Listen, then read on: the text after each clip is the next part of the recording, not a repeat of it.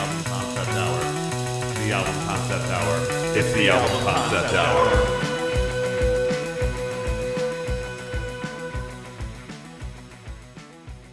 I'm just gonna hand over my show to you, Doom?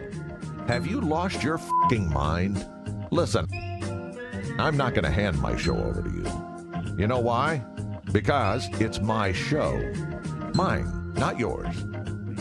Space Ghost. It ain't Doom coast to coast. Yeah, sure. Here are the keys to the show. Why don't you drive for a while? Yeah, America's craving some Doom. Here you go. What's up, everybody? The clip that you heard is from the album that we're doing today, and that album is DangerDOOM, The Mouse and the Mask. You might recognize that voice. It is a legend on Adult Swim and Cartoon Network. It is Space Ghost. And this album is a Adult Swim lover's wet dream. So we're going to go through this album track by track. It's one of our favorites. I am your host, Brad LeBaron, and we have, as always, John Aker checking in. Today we have a special guest in the studio, and it is the person that introduced me to this album originally. Hello. And his name is Sam Bronn. Welcome to the show, Sam. Thanks. How are you guys doing? Shit show. We're doing great. Thanks Awesome. Thanks for being here, dude. It's super awesome to be here. I'm really excited to talk about this album. Yeah. I've been wanting to get you on the podcast for a minute, but I had to figure out like the right album to have you come in on, and like, I feel like this is a really good one to start with. I couldn't agree more. Yeah. We definitely want to get you in on Pet Sounds at some point. Yes. I know you expressed interest in that. Yeah, no, that sounds really good to me. I would enjoy talking about that as well. Yeah. It's another favorite. Yeah, well, that's one thing that me and you have always like really clicked on is music. We both have very similar interest in like music, and we would always take long rides and like just talk music for a while. Yeah, we would go to Beloit for the weekend and just ride around in your car. Listen to music. Yeah. And you really have a wide range of interests that you have in music. I like pretty much all music with like a few exceptions. Pretty much everything has merit to me in some way, shape, or form. Yeah, and I think that's one thing that we had in common we could talk about is that we liked just like how music was made. We I don't know, the way we talked about it was different than I talk about with some people. Yeah. Some people don't think about the background stuff or the musicianship shit, but that's always the fun background. That's always the fun stuff to hear. But anyway, one thing that we like to ask people that are coming on the show is what is one of the what's one of the artists that you remember getting into like first, like what like the one that like you chose out of like music artists when I was like really little? Yeah, like say, well, even whenever you felt like you were the one that was like, I like that. That is something that I'm interested in. Well, like, Can be okay, a big question. Yeah, no, I have like a few answers. So like, when I was really little. Not like really little, probably like 6. Yeah. I was really into Phil Collins for a minute, and I really vividly remember that. Yeah. But like, I guess more like junior high schoolish, when I really started to like music, it would probably be Nirvana. Okay. I got really into them. That's a great place to start. Yeah. That's a good place especially to in start, junior high. Yeah. And like a lot of my friends were into them. I moved when I was in the 6th grade, so in like the 7th grade, I had to make all these friends, and like, it was fine, but like through them, I learned about music that I'd never heard before. Yeah. And I ended up really liking it. It did shape a lot of the music I listened to for a long time. Mm-hmm. Yeah, and that's like that was such a angsty time period of music to listen to. Like we talk about that with like emo music. It's kind of different from alternative music in the sense that like I feel like alternative music is a little more serious. Yeah. But it still has that angsty spirit to it. For sure. What I mean? And I think that's a cool place to start. And to what you were saying about like when you were a kid, like when I was a kid, I really enjoyed Footloose. I remember enjoying Footloose a lot. and like just random stuff like that. Yeah, you know? dude, for sure. No, there was weird. I was into weird music as a kid, like Phil Collins and like weird world music era Phil Collins, like Dance into the Light. My parents bought me that album because I asked for it enough times that they bought that CD for a 6-year-old. Oh wow! Like you were like an old man already. it was. You started early. It was son. weird. That It's is weird awesome. shit. No. That is the great, like a kid asking for Phil Collins, Dude, is and just- like now I probably couldn't pick it out of like a radio lineup except for maybe like one song. But like, yeah, when I was a kid, I was all about it. yeah. So I guess that's like the first one I remember.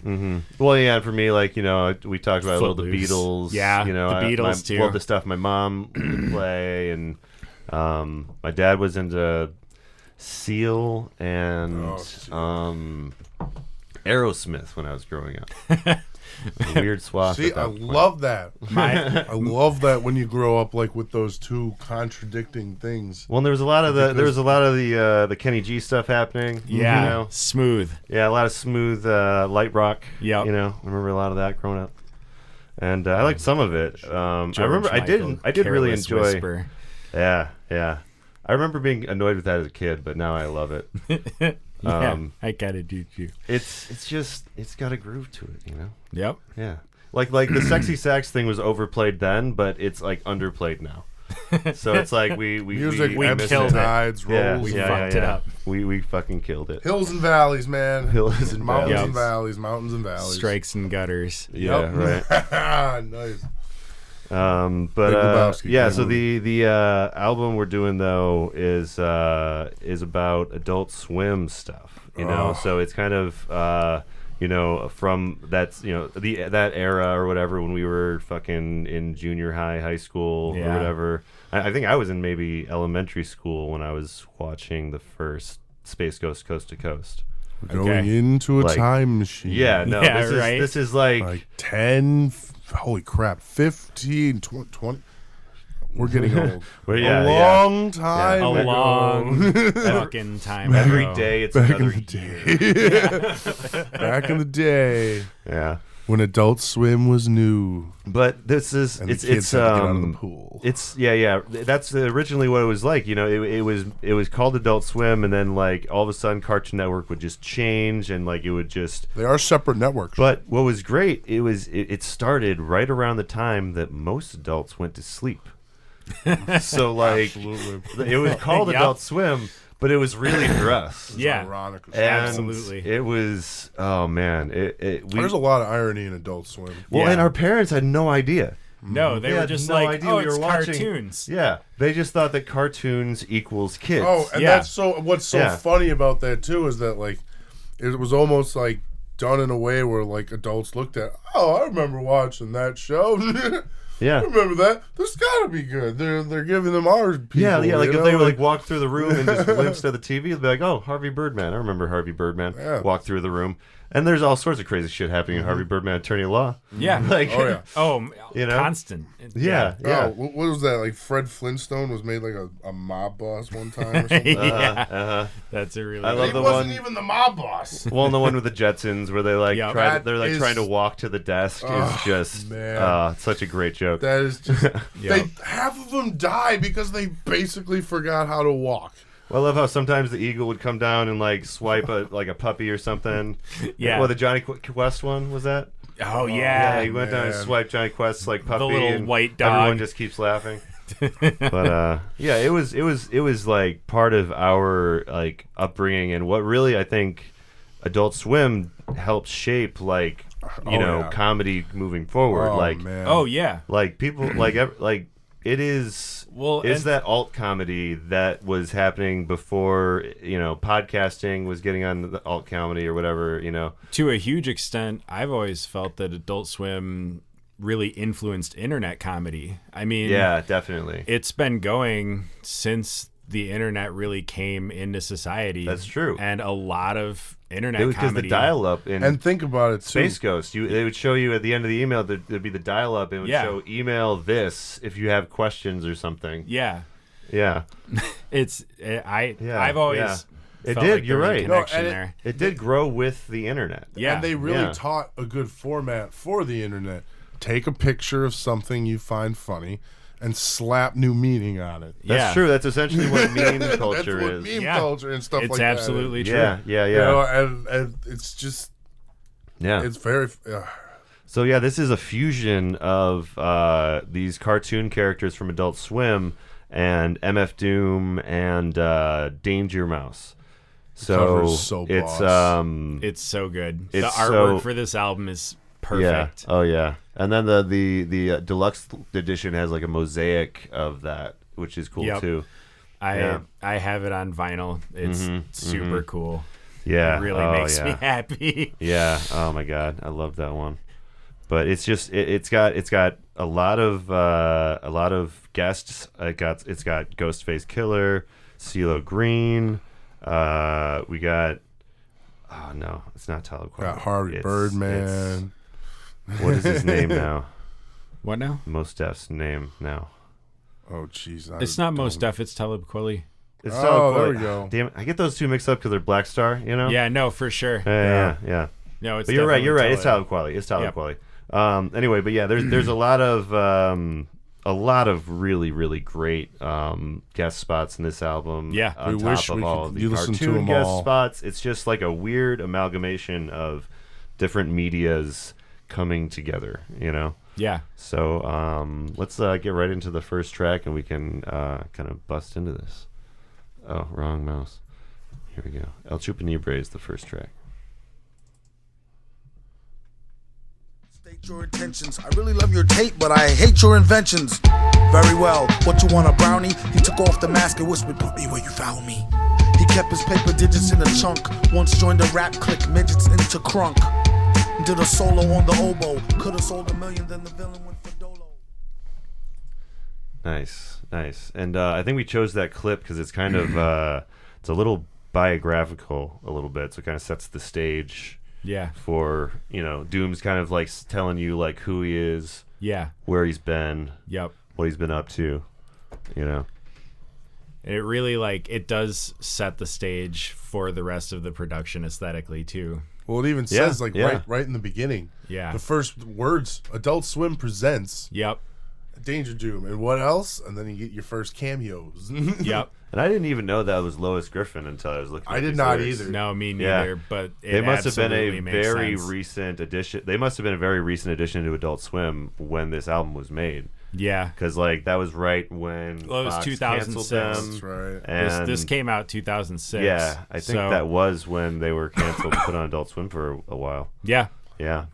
No. Oh, Yeah, that's that the only stuck. Family Guy character in the whole thing. But Yep. yeah. But yeah, it's That's still got Brack pretty and cool, Zorak and just out the gate. Yep. It's you know that you're in for some weird shit. Yeah. And it's true. There's nothing else out there that's ever really sounded like this Yeah. since, and Yeah. I mean, it's completely unique. Well, it's kind of like the natural progression to what MF Doom does, because he splices in a lot of cartoon clips, but Yeah, they're for sure. full clips, and they're full I don't know, paragraphs of Yeah. quotes, and it's not as because these clips are made for the album. He'll almost edit together sketches out of old cartoons. Yeah. And no, I know what you mean. Mm-hmm. It was a very natural pairing and progression. Yeah, it makes sense for MF Doom to be doing this project. Absolutely. Yeah. And he has the live cartoons to fucking play with, yeah, exactly. which is dream for Can you MF Doom, imagine right? just- being in the studio with it? Yeah. Oh my god. I hope that they were in the studio together. Yeah. That's what I hope. I know I'm that sure I some know of that how them were. recording works Yeah. I sometimes, bet all the of them scheduling, but But I bet some of them were, at least. I can see except for they Master would Shake. they would love this project. Master Shakes were all call-ins. Yeah. Poor Master. Yeah, they scheduled him in the studio, but when he Just got never there worked wasn't out. anyone there. Just never worked out. Man, he just gets so angry. He's Yeah, just such a talented individual. Uh-huh. It's hard to be to around him. to rein it in. Yeah. yeah, I know. Be around regular people. Yeah. So But glorious. that's probably the thing that is the most theme carried on throughout the album is the voicemail sketches from Shake. Yeah. So at the end of like I think 4 or 5 songs maybe, Shake's just leaving these voicemails. We have one clip in one of these, but in like had varying to get states one. of hysteria. yeah, he just wants to be on the album, and like He's pissed. He's pissed that he's not already, and other people have gotten on like Meatwad and like Carl and stuff. Like Carl up, but you won't let Yeah. me. Come on, man. Yeah. But it's just so it's so. When I first heard this, I actually thought these were Episode clips from episodes. Yeah. And it wasn't Me too. until several listens through I'm like, wait a minute, he's talking to MF Doom. Like he is like Yeah. specifically. These are Like actually, these were made in conjunction. Yeah, that's what because I didn't. But they I never, sound so legit, though. Yeah, 'cause Yeah. like you said, it had never been done like that before. So Right. it's like, did they? How? Why would they? Yeah. You know, the question really was why. Yeah, what do they get from this? But like I do think this album did probably bring Adult Swim to a bigger audience than they previously had. Well, you know, Yeah, you got yeah, and it really showed like their the abilities. legitimacy. Yeah, like what they because this is this precurses Run the Jewels, which they also created essentially. Yeah. And they had Killer Mike on several shows, Yep. like going out. Like and it's in Atlanta. Like it is a hip hop hub already that like the stuff's being made in. Right. So like it's so cool that they brought it all together like this. Yeah. You know, and I'm willing to bet Adult Swim thought this was just as cool. If you can Oh, look at my Adult God. Swim at the time, Yeah. and what that was and who they were inviting, they would be like, yeah. Oh man, if you Yeah, were like you liked us. You really like us. Yeah, You know, you like, were yeah, a- fuck yeah, we'll do some MF shit Doom for wants you. to do an album with these goofy cartoons I make. well, and it probably That's introduced so cool. It probably introduced rap to an audience Oh, and that might Danger not have Mouse been was really introduced big to at the it. time. Oh, because he had huge. just gotten off of Gnarls Barkley. Yep, Well, and the Grey album. The Grey album, yeah, Yep. yeah. But like, yeah, this probably brought certain people to rap that were like, nerd shut-ins or something. They were like, oh, I'm cool now. Now I listen to rap music. You know what I mean? Because like it's like something that they can like plug Hip-hop. into. Yeah, I kind And of like this hip hop. somebody in the group is always like, dude, this is great cross promotion. Let's do it. Dude, right? Yeah. You know? Yeah. But there's a hip hop album again, so there's a lot of lyrics that there is to kind of parse through. So we're not going to get to all of them. But this one I was saying is like kind of biographical a little bit. Like kind of like showing like he's a villain. He mentions the villain thing a couple times because he's always on that villain life. Yeah. Basically talking about how it kept him from getting a real deal, so he went off on his own. Yeah, he's like the underground king, dude. Yep. But yeah, the Midgets into Crunk is a reference apparently. He was in a from the late 90s to early 2000s. He was in a rap group called Monster Island Czars, or MIC, and yeah, he was talking. That's what he's saying when he says midgets into crunk. He's referencing that. Huh. Yeah. I didn't know that. And and then he goes on to say, and Syed created differences. Basically, they hated. Hey, he left no jaded witnesses. Rappers suck when they spit. I doubt him. So he like, I think he's talking about maybe some ego stuff going on. Yeah, and, it does seem like that. Yeah. But I love that it's all in this just beautiful.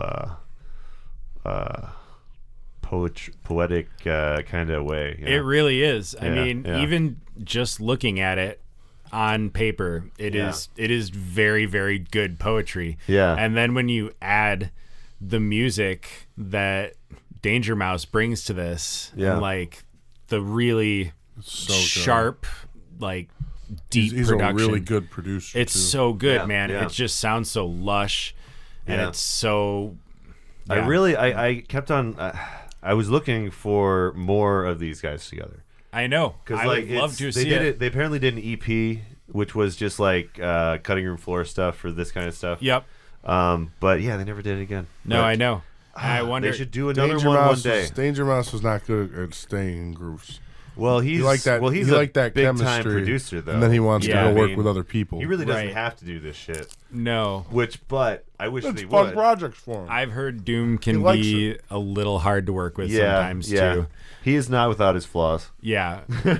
I mean, it is what it is. Yeah, He's everyone MF, he's everyone fucking knows Doom. the myth of the storied legend of him having someone else do a show in his mask. Yeah. yeah. He's the villain, man. Yeah. But it's fucking. It's in character. It is in character. He got away with it. So I say it works. Yeah. But yeah, so And he does give a lot of props to Danger Mouse throughout the album. Oh yeah, yeah, for yeah. sure. Like he's letting people know that this is a team effort. I mean, I'm sure there weren't like any problems working together, but it is strange to me that they never made another album together because this one is so good and it was so well received. Yeah, it's on the top 10 Sometimes- list for best rap concept albums on one of the websites I was looking at. Yeah.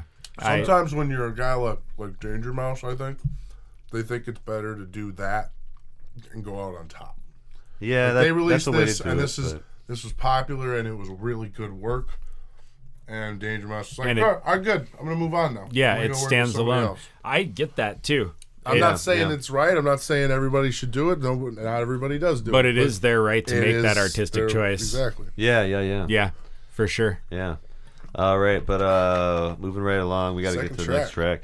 This is called Sofa King, and it's probably the one most of people have heard, I think. I would say this or Benzie Box. Yeah, usually this comes up on Pandora if you're listening to some MF Doom stuff. Yeah, for sure. Yeah. Is this the one that's got the number one in the hood, y'all? No, that's I got number you, 7. I got you. Yep. Sorry. So here we go. Sofa King. 3 card dead, fly man go for bling. He got bled, I jam over sting. See spots red, I am sofa king. We Todd Ed. We Todd Ed. Now repeat all very fast, please. I am Sofa King. Faster. No, slow, it loses meaning. So we get more Aqua Teen here, which is awesome. Oh, Well, this is man. the one that is a clip. Yeah, It is. With the exception this is of from this. an episode. And I'm so glad that they used this clip. Yeah, this episode It is in particular one of is my favorite. very, very funny. It is one of the best Aqua Teen episodes. Chicken or rice? Rice chicken. You know, this really shows his commitment to the album as well, or like commitment to like Adult Swim too. Yep. It's like, remember that episode? Yeah. You know, like that's it's such a celebration of that dumb joke. They're taking that like it was like already like super funny how dumb it was in the episode on top of making it into a song. Yeah. Just the whole and idea a of good doing song it's ridiculous. Yeah, a good one too. It is. It wasn't just like, we're doing it about a bad concept. We can do whatever we want. Yeah. It was, no, we can do whatever we want. Let's make this cool. And that's the thing. I think this whole album does have some of Doom's most consistent verses on it. Like like that part. There's really not a whole lot of weak points. Passion shows through, bro. Yep. Yeah. Well, like this whole thing, like that I used for the clip, like that is like it's like a tongue twister. It changes the pattern halfway through. I don't know. It's just so interesting. Yeah, absolutely. Yeah. I feel you. It's very classic MF Doom. consciousness, but this also verse. yeah, Yeah.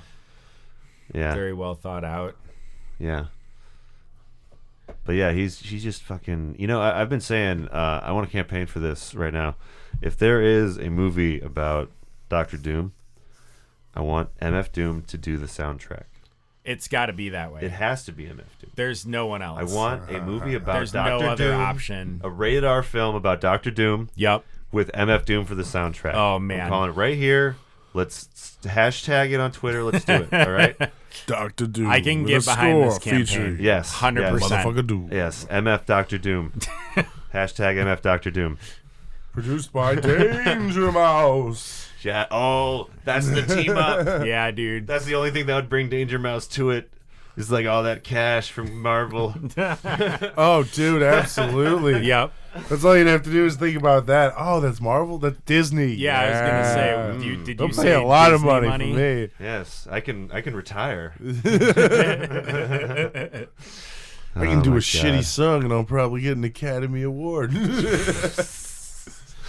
Oh man, that'd be fucking hilarious. But no, seriously, like I want that. I would let motherfucker Doom do that too. Yeah. Yeah, absolutely. And Danger Mouse. Like I wouldn't Yeah. shed a tear at all. No. Yeah. I'd be like, you deserve it. Yeah. The way to fuck with Disney. Take their money and run. Take their money and run. Ooh, take the money and run. Oh, man. But yeah, he has a line about Danger Doom or Danger Mouse. What was it? Knock Mouse is a made man. Villain laid it down like the best laid plan. Yep.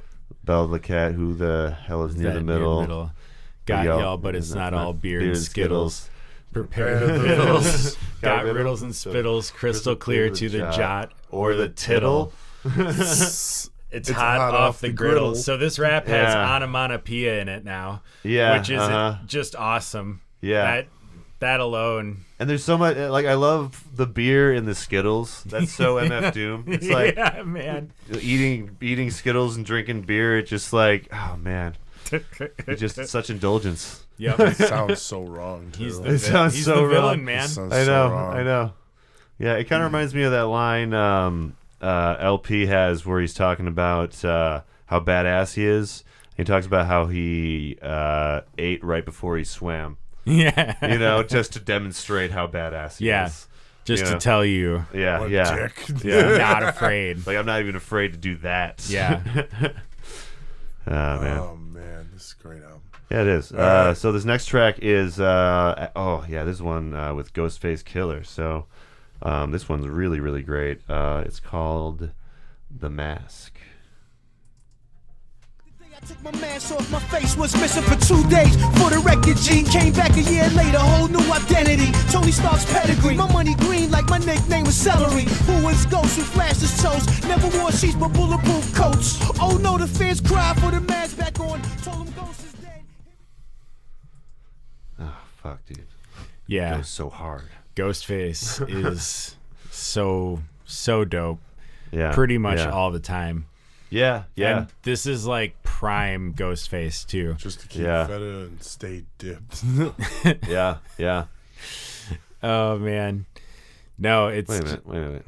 It has, with whom Doom has an entire album in the works as Doom Starks. Oh. Well, Ghostface is still around. Oh yeah, dude. Yeah, I would yeah, love yeah. to see that. Dude, they better do that. Yeah, I would. But yeah, I like that they reference Stark there too. Yep. Like that's like it's not like necessarily an Adult Swim, but it's No, like but a it's very... Ghostface's alternate identity. Yeah, you know, yeah. which is one of the things that connects them. Yeah, Stark and oh man, they really should put that project together. I mean, it'd be incredible. Yeah, It'd be so that's one of the good. cool things about MF Doom is kind of how versatile he is, and like Yeah. he really like he makes you want to hear his approach to other things, and you want to hear him get together with certain people, and you know, he's 100%. just so unique. Yeah. You know, but yeah, no, this album really, really showcases like the people that he knows. Yeah, and, absolutely. Like, you know, the fact that and Danger Mouse is like making stuff that's MF Doom ish, Right. but like better. no, like insult to MF Doom, but it's more high fidelity, I guess. It's not as lo-fi. Yeah. Yeah. Yeah. Definitely. Dude, Yeah. where does he get his artwork from? That's pretty cool shit. Dude, I don't know. Well, dude, hip hop actually notoriously has really good art. Yeah, for sure.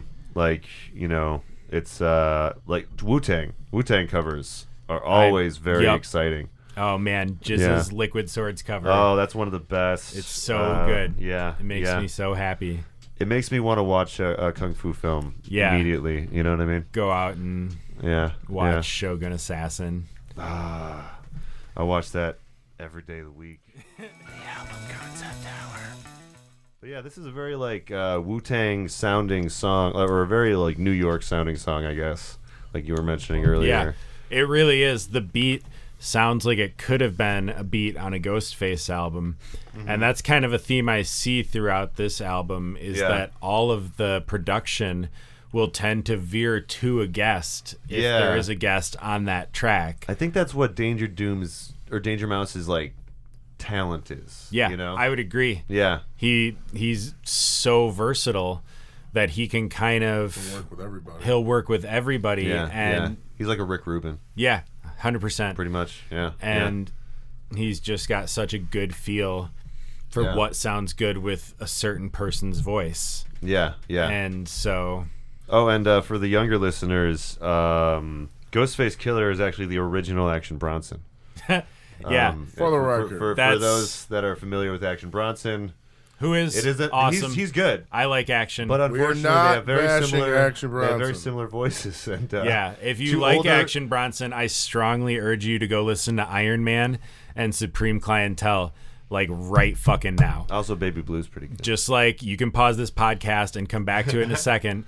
Please go listen to both those albums. We'll throw it on the playlist. They rule so hard. Yeah. They're essential listening. We have a Spotify playlist that we put together, so we'll make sure Dave goes through and listens to what we like talk about. And hell yeah. Yeah, we'll have a few of the. We'll have a few of each, maybe. Tight. Yeah. Action Bronson and Ghostface. Yeah. But it's unfortunate for both of them. But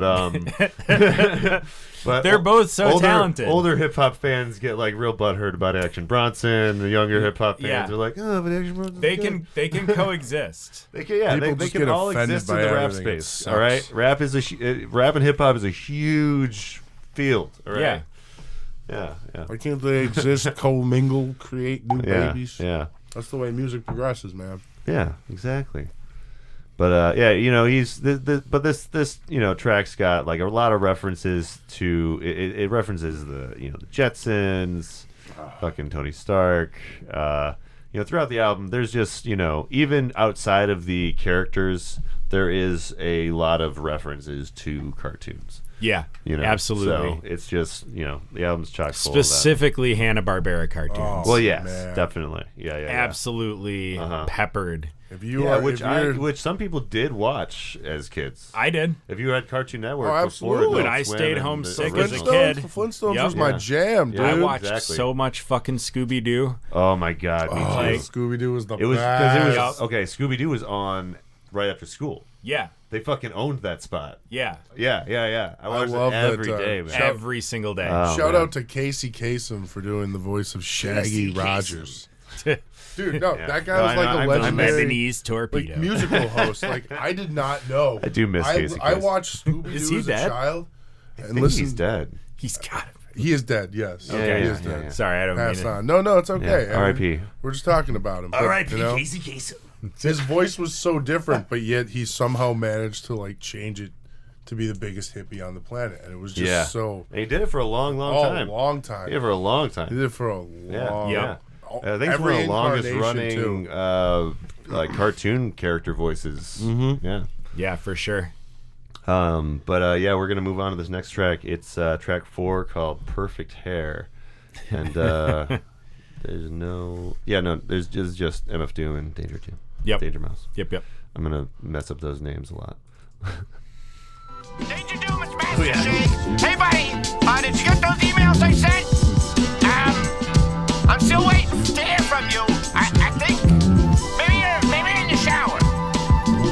Are you in the shower? Okay, but I'm still totally. I got some other stuff. God damn it, Shake. Oh, Shake. So this is the clips we were talking about earlier that are rejection of Shake. Yeah, constant email or constant voice messages from Shake. Yeah. Like I said, the secret message of the album. Yeah. The doom of Shake. It's because Shake really shines when he's in just losing his mind. Yeah, fucking jealousy. Yeah, going all Larry David. Yeah, just unable to control. Yeah, his complete self-centeredness. Yeah, I love how every time he like kind of pushes on MF Doom, he always ends it with like, "Call me back. Meatwad sucks." Yeah. Call Meatwad sucks. Call me back.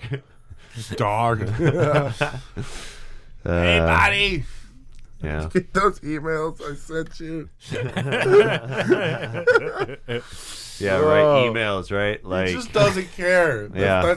That's the desperosity of a man who doesn't care. Yeah. He's Yeah. like, Yeah. come on. Let Yeah. meat water, but you won't let me out. You know, like that's what he's sitting at home like stewing over right now. Yeah. Yeah. Oh my god. Well, apparently, this is about hair problems, like hair loss and stuff. I did not know this. I didn't either. He has hair problems and keeps his head bald. Yeah. Oh, so okay, so these are lines from easy other way out. songs. Huh. Like a black Wookiee, when his beard grow, weirdo, brown-skinned, always kept his hair low. And then from Gazillion Ear. Oh, yeah. And the way his hair grow, ugly as a scarecrow. Oh, I didn't know. Oh, so maybe that's part of the mask thing. Yeah. Maybe it's part of his self-conscious nature. Yeah, it's true. He is Yeah. notoriously reclusive. Yeah, yeah, yeah. Bare Pretty chest was self-conscious guy. Yeah, yeah. Interesting. Well, and that's probably maybe that's part of the reason he always related to Dr. Doom. Yeah. I mean, like that. Maybe they actually do have similarities in their kind of backstory. Yeah, it could very well be. Yeah, yeah. Because he's kind of like I guess a street version of Dr. Doom in a way. Yeah. You know, because he's according to Dr. Doom, like everything he's doing is for the good or whatever, but he understands that he's a villain. Yeah. You know, he doesn't have any illusions to the fact that everyone thinks that he's the villain. Yeah, for sure. But ultimately, he does think what he's doing is right. Right. Absolutely. Yeah, yeah. That's part of what makes him such a compelling villain. Yeah, yeah. God, I can't wait to It's like Magneto. That's why everyone loves Magneto. That's true. It's the That's same true. type of thing. Dr. Doom is very similar. Especially when like God. when they first introduced or you first find out that Quicksilver in the comics and like Quicksilver and Scarlet Witch are his kids. That sets off like a family dynamic for Magneto for years. Like which side can you be on? Yeah. We could, and Fox Quicksilver or Marvel Quicksilver? Yeah, right. Which Quicksilver? I still am a little salty that they did that.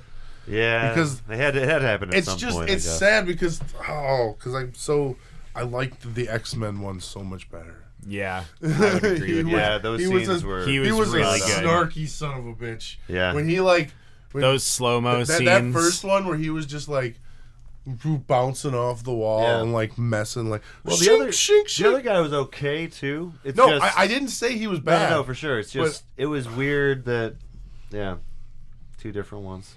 Yeah. Yeah.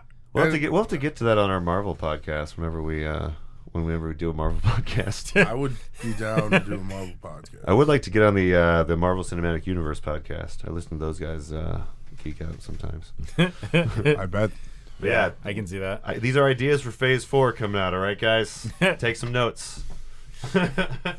Write it all down. Yeah, but you know what? I do want writing credit. Though. I kind of like that like half of it like the song is about like his hair and issues. Yeah, but then they end it with the clip from Master Shake. Yeah, it's kind of like true. That kind of overshadows for it a little bit. But then we'll give you the laugh at the end. Yeah, like, sure. What the fuck? It's a surprisingly personal album. You know? It is. It's more personal than I give it credit for.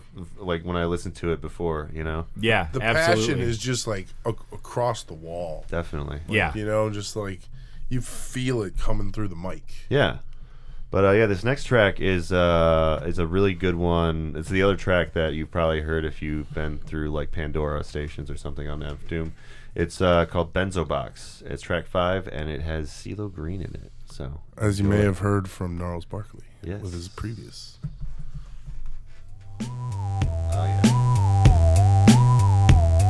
His name's Doom. They wonder just who is he, but don't worry. Believe me, he'll get busy when it comes to. La la la. Such a great hook.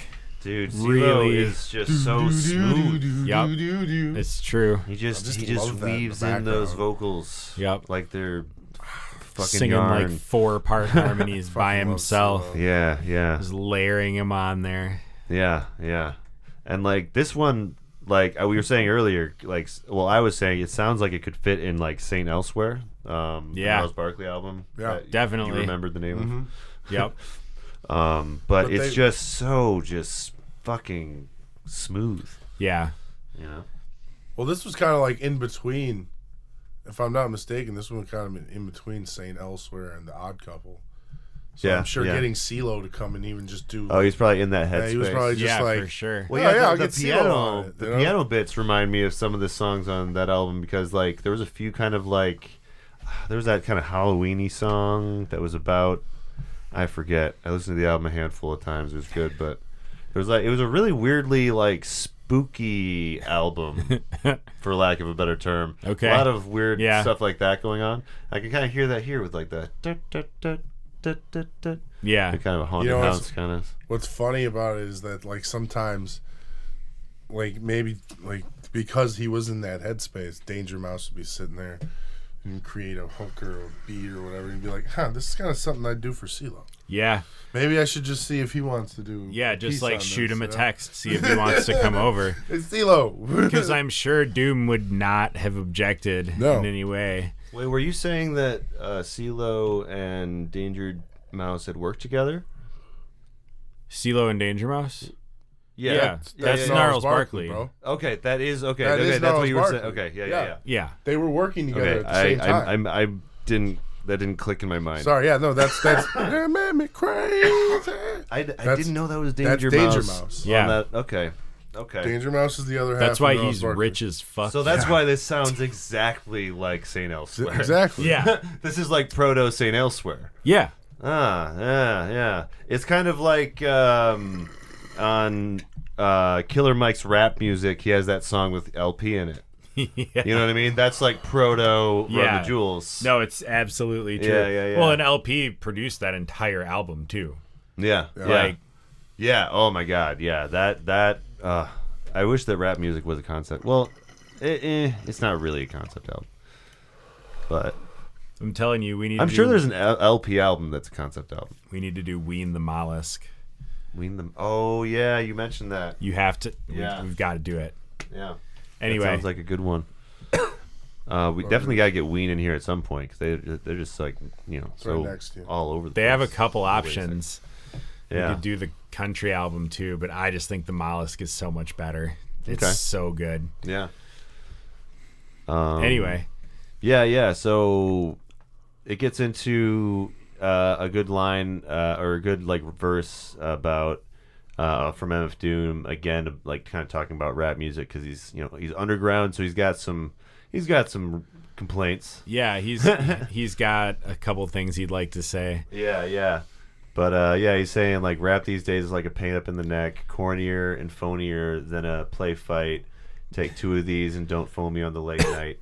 But and this is pretty characteristic of him throughout this album. Yeah, is to kind of playfully shit on current rap music, which at the time in 2006, a lot of it was admittedly not great. So. And it was in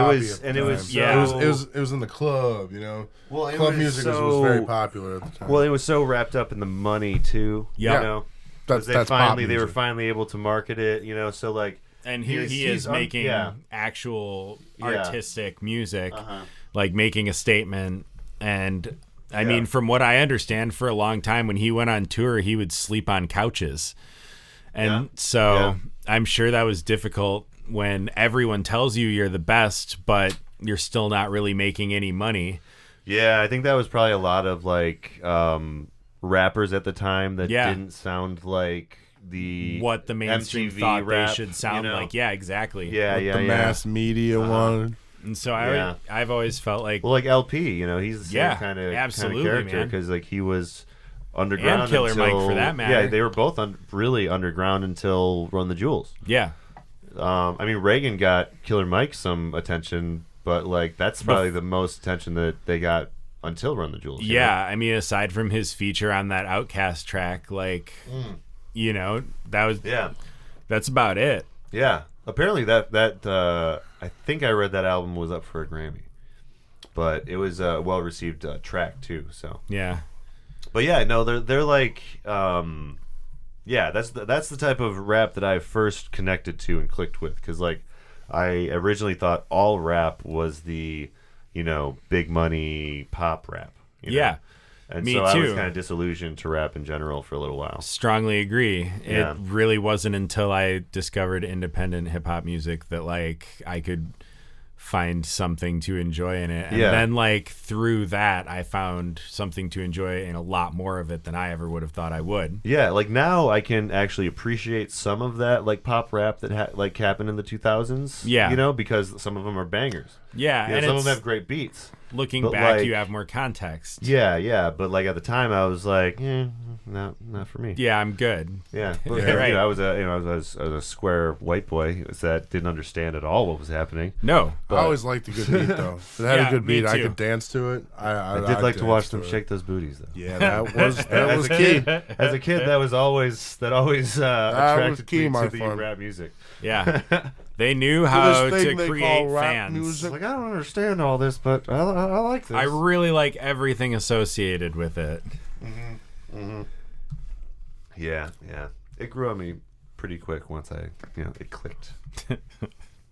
But this next track is another legend that he has on a track. It's Talib Kweli, and it kind of goes into a little bit of what we're talking about right now. Honestly, it's called Old School Rules, and it gets into kind of like old school hip hop versus new school hip hop. Yep. So here we go. And we'll be right back after these messages. Fellas, grab your nut sacks, squeeze your breasts. We ain't all that grown, it's still funny. Like going to the store on your own with rainbow money. Since then, had an insane flow, sonny. Walking to the corner, rhyming in the rain, nose running. Oh man. I love that beat. Yeah, that beat It's is so just classic. So good. it's so happy. Yeah. It just sounds so joyful. Yeah.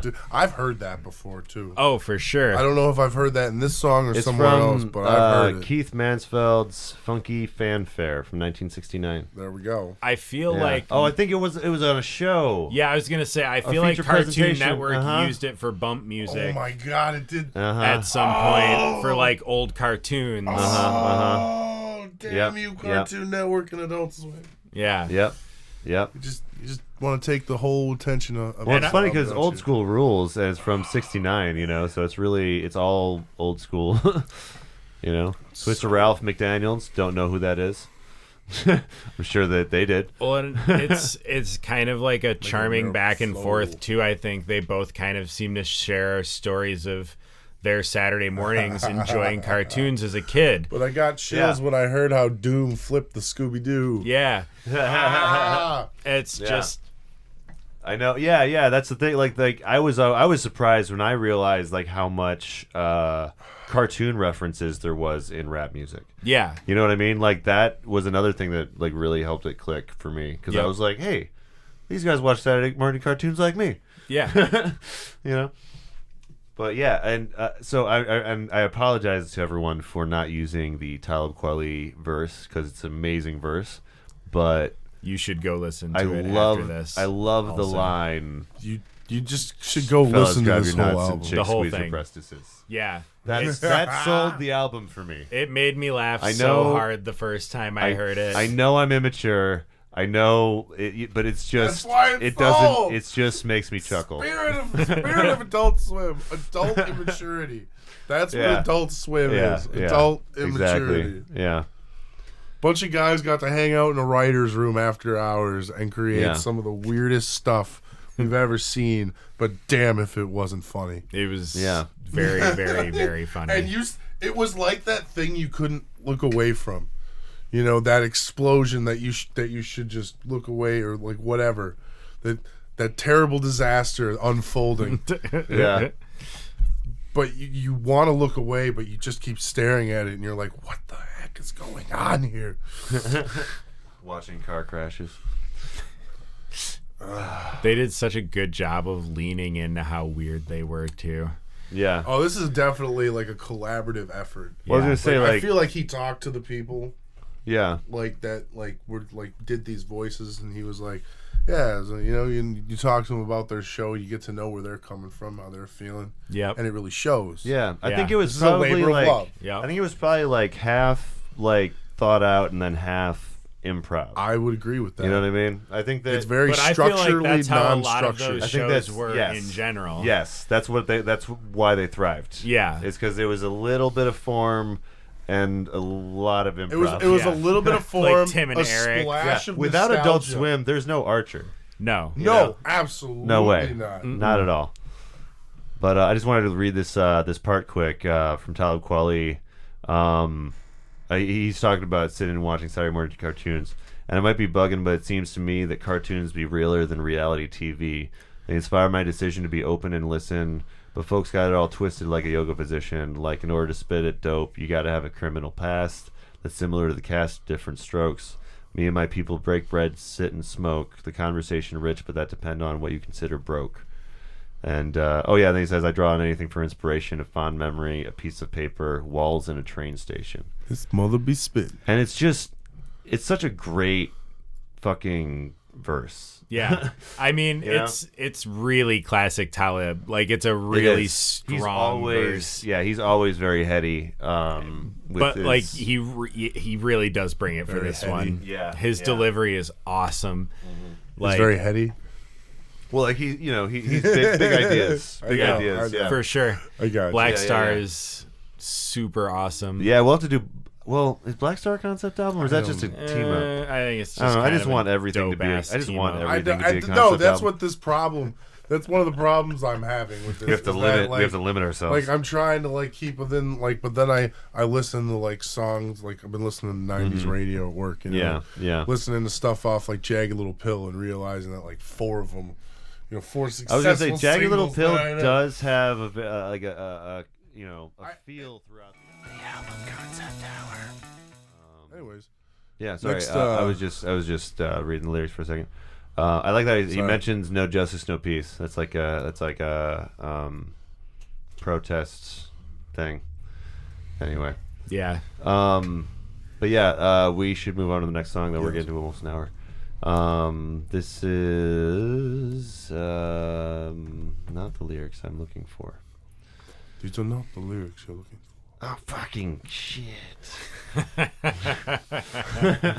Oh, how quickly the veneer of professionalism falls. All right, this one is called ATHF, or Aqua Teen Hunger Force. Don't block the screen, son, lunge across. Trying to watch Adult Swim, Aqua Teen, Hunger Force. Rock this cult hymn, sock your mean younger boss. Adult Swim, Aqua Teen, Hunger Force. He often wondered, should he get the logo tatted to his woody? He could be #1 in the hood, G. Hey, they did it! It's so awesome. Yeah, it's such a send up to the show. It's probably my favorite That's one-to-one so good. collaboration on the album. So good. Yeah, It's like this, him and the Aqua Teen cast. This whole I song. think that I get the feeling sometimes with this album that that the Aqua Teen Hunger Force guys were part of putting it together. I You know what I mean? Because they're me neither. They have more parts on the album than any other cartoon characters. For sure. Yeah. It's almost like a afterthought of, hey, Yeah, we got like a story here, but hey, we can mix some of the guys over. Like, we'll, We'll bring get our some of buddies bring our over, buddies like- over from Adult I Swim. wonder we can if get a that was couple the original idea. cameos. Like, the original idea was just Aqua Teen Hunger Force, and they're like, wait, why not just throw in everybody? You know? to make it a whole thing. Yeah. I could see that being it. MF Doom, get back to us and let us know if that was the That's way. just our theories. Please Just email our us and theories. email- Our yeah. theories, minute. Email me, please. Meatwad The people sucks. want to know. Meatwad sucks. But yeah, this one's pretty self-explanatory. I mean, just just read the lyrics sometime, guys. 'cause- Listen It to should the album. It should have been the Aqua Team theme song Yes. as soon as it was released. It's been driving Yeah. these guys nuts the whole time. I swear to God. I've talked about it a lot, probably too much. It's still No, I'm just kidding. I wonder if this was in the credits for the movie. Or when was the movie? It could have been. It better have been. It fucking better have been. Oh, we get another Master Oh yeah, there's another Shake. Master Shake call at the end of this. Oh track. yeah. Yeah. Call me doggy. Woof. Oh man, I always loved that line. So brutal. Yeah. Call me doggy. I'm really looking forward to us working together. He's just such a perfect asshole. Yeah, and I realized watching them. Shake is pretty much, Shake is pretty much Nathan Lane, right? He's pretty much like a New Jersey Nathan Lane, right? That's kind of the voice he's doing. Yeah. Because like when I was watching him like do the voice, I was like, he seems to be a Nathan Lane fan. Yeah. I don't know. What everyone should watch the Aqua Teen how to them like recording their like lines. It's pretty crazy. Carl and Meatwad are the same guy, so it's just one guy talking to himself, which is pretty funny. But not a whole lot to discuss in this track, I don't think. But it's a great track. It is. It should be very funny. It should be the theme. Yeah, for sure. It is the unofficial theme, in my opinion. Yeah, right. Like it kind of does have a similar vibe to it. Like it could be an alternate theme. I'm surprised there isn't a music video though. That's one thing I thought. Like they should have maybe made a music video for that song. I would agree with that. Or for most of these shit. Yeah. Do a whole album of music videos. But it's still, not complaining. This is amazing. No, it's still one of the best. Yeah. But this next song's called Basket Case. Here we Intros. Go. Track 8. Yeah. Isn't it true that at these times he often descends into a delusional state, sometimes actually adopting another person's persona? I started punching once I saw son lunging. He had been put on punishment for eating the last munchkin. So now they got me down here near the dungeon. Nurses all arguing over. This one's really good. It's very classic MF Doom. Yeah. Yeah. Really solid, smooth delivery. Mm-hmm. Just kind of like making... You really feel like he's on trial with her Harvey Birdman, attorney at law. Yep. Yeah, right. But it's such a... It has like more like long form like lines like you expect in an MF Doom album. It's like true. Like a clip from Fantastic Four or something. Yeah.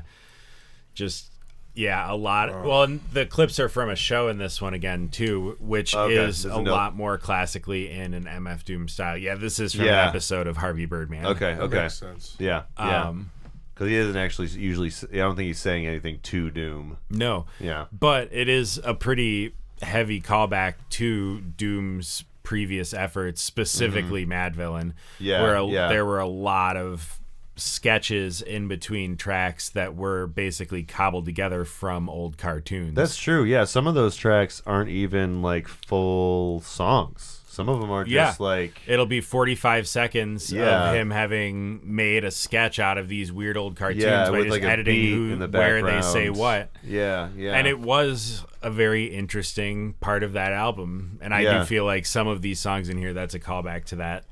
Yeah, well, we were saying in the listen through that, like, in a way, like, the way that Adult Swim puts together their cartoons is kind of like the way that hip-hop is put together. Yeah. In which they're, taking, like, different parts of, intellectual property that's not being used anymore, and they repurpose it in a great way. Yeah. And what's great about that is that's what it was. It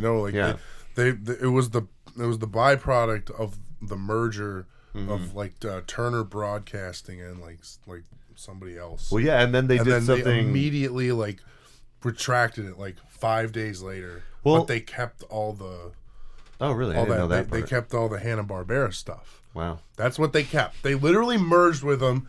It's almost like, to me, it almost 2020 shouldn't have looks happened. to me. It almost looks like it happened for a reason. Like they went through all this trouble to merge two companies and then pull apart, but be like, we want those Warner Brothers cartoons. Yeah, we want these weird cartoons. We want Tom and Jerry. We want the Flintstones. Yeah, we want the Jetsons. We want all that shit. And they're like, okay. Give me Yogi Bear. Sure. Give it to me, motherfucker. Nobody watches these Nobody anymore. wants this. Have them. Yeah, the meeting was Do what probably you like, oh God, fucking fine. guys, No one we wants this unloaded property. that bitch. Yeah. Thank God, that's like $1 million in record keeping. We don't have to do. Yeah, and then right. the Adult Swim people, they're like, Cartoon Network's like, all right, Adult Swim, you're gonna be your own separate network. You get to do it. You're the adult version. Well, they experimented so much with the Hanna-Barbera stuff. Like it wasn't even just Adult Swim. Like I remember them just doing. Like there was Cartoon, which was basically like Space Ghost Coast to Coast, but like a child's version of that. Yeah. With like Brack and Zorak, more Brack than Space Ghost Coast to Coast, but yeah, they just started doing that like cartoon or no, I think it was first commercials would like start to show like these old characters saying new things, you'd be like, huh, okay, I guess they can do that. That's weird, but it was something that hadn't been really done in cartoons before. Yeah, but very it was done so well. It really was. I remember a golden being a age kid and of watching it. It was like right after Beavis and Butthead. We were Space still Ghost that is the very, same very spirit. like similar to Beavis and Butthead in a way. Absolutely. I knew it was good because my parents hated it. Like God they damn it, hated it. Well, I knew it was good because even though my parents were very conservative at the time, they couldn't help but laugh to Space Ghost Coast and Coast. Oh yeah, they thought it was funny, but I was not supposed to be watching Oh it. really? Oh really? no. Well, I think we were not supposed to be watching it, but No, I mean, we weren't. never It was paid adult attention to the television. parents. Yeah. It when was they said in the that. name. It was in the name. It was confusing as fuck. They were like, huh, these are cartoons, and these are old cartoons that I remember. But then they're like, but it's Adult Swim, guys. Yeah. Like, the Adult Swim guys are over there like, it's Adult Swim. Well, I remember when they This caught is wind for of you. I remember when not they your finally kids. caught wind of the Adult Swim factor. You know what I mean? Like once we got cable at my mom's house, like all of a sudden they're like, "Oh, this is Adult Swim." They're like, "Well, you guys aren't allowed to watch it after 10, I guess."